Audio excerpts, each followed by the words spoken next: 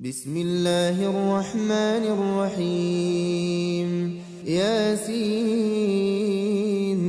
والقرآن الحكيم إنك لمن المرسلين على صراط مستقيم تنزيل العزيز الرحيم لتنذر قوما ما أنذر آباؤهم فهم غافلون لقد حق القول على أكثرهم فهم لا يؤمنون إنا جعلنا في أعناقهم أغلالا فهي إلى الأذقان فهم مقمحون وجعلنا من بين أيديهم سدا